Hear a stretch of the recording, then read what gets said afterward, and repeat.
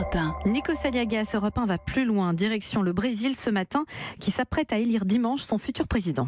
Le Brésil va-t-il mettre un candidat d'extrême droite à sa tête ? Dimanche, les 147 millions d'électeurs brésiliens pourraient choisir comme nouveau président Jair Bolsonaro, ancien capitaine de l'armée, nostalgique de la dictature des généraux de 1964 à 1985. Bonjour Sandrine Prioul. Bonjour Nikos, bonjour à tous. Vous êtes l'envoyé spécial d'Europe 1 à Rio. Depuis le début de la semaine, vous avez sillonné plusieurs secteurs de la ville. Et ce qui est frappant, c'est qu'aucun quartier, aucune couche de la société ne semble imperméable à cette tentation de l'extrême droite.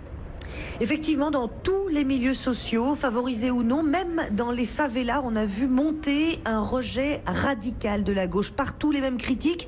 Le Parti des travailleurs de Lula a été baptisé le clan des voleurs et des corrompus. Du coup, alors que l'extrême droite avait basiquement axé sa campagne sur deux thèmes, la sécurité et la morale, le candidat Bolsonaro a récolté avec une facilité presque déconcertante l'adhésion de ces déçus de la gauche, comme par exemple dans le célèbre quartier de Copacabana où travaille Alexandre, fils de prof d'histoire, banquier, électeur convaincu de Lula. Et donc, il a changé de camp ? Eh bien oui, totalement, radicalement même. Il a subi la crise de plein fouet, perdu 2 fois son emploi. Là, l'ancien banquier cumule donc 2 jobs pour gagner l'équivalent du salaire moyen d'un Brésilien, 750 €. Pareil pour sa femme infirmière. Et le couple attend ce qu'il appelle le grand jour.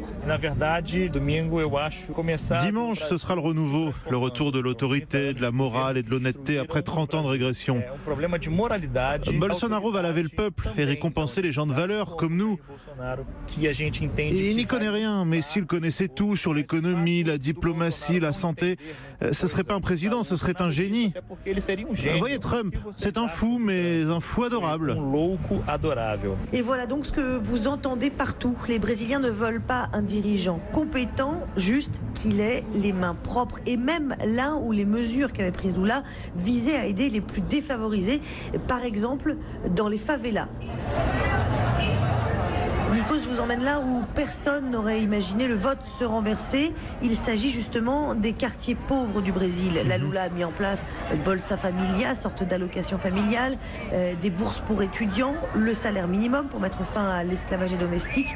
Et bien dans la Nova Holanda, une des favelas du nord de Rio, ici, Bolsonaro a recueilli près de 50% des voix au premier tour, notamment celle de Thiago, 18 ans, qui derrière son petit stand de chewing-gum et de chips, nous lance fièrement qu'il sait pour qui il va voter.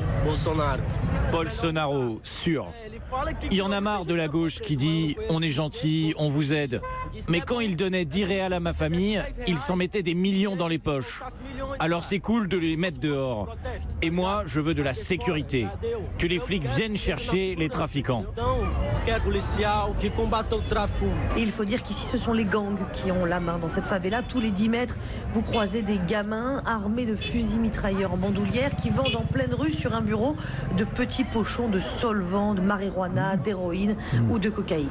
On entend leurs préoccupations, on entend leurs arguments, mais pour lutter contre l'insécurité, est-ce que Jair Bolsonaro a des mesures concrètes à proposer ?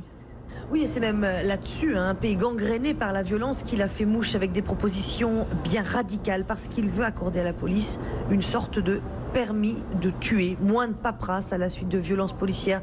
Et ça, Nico, c'est bien ça, a tendance à fédérer une grande partie des forces de l'ordre derrière l'idée. C'est ce que nous explique le président du syndicat de la police de Rio, Mario Garcia Linarch. Ce que propose le candidat Bolsonaro, supprimer l'enquête et les poursuites quand un homme est tué par un policier, c'est un grand espoir. Ça va nous rendre notre légitimité dans la société. Arrêtez de nous faire passer pour des criminels. Une mesure, vous l'imaginez, Nikos, qui fait déjà hurler les défenseurs des droits de l'homme. Évidemment. Mais Bolsonaro préfère l'ordre et les phrases choc. L'erreur, disait-il, de la dictature aura été de torturer au lieu de tuer. Aïe aïe aïe, Sandrine Prioul, l'envoyée spéciale d'Europe 1 à Rio. On va suivre évidemment tout ce week-end sur l'antenne d'Europe 1 les élections au Brésil, importantes pour toute l'Amérique latine. Europe 1 va plus loin, c'est tous les matins à 7h20. Et si vous souhaitez réagir à l'actualité, appelez-nous au 39 21 ou sur les réseaux sociaux. Envoyez-nous vos messages avec le hashtag Europe 1. Europe 1. Il est 7h23. À suivre.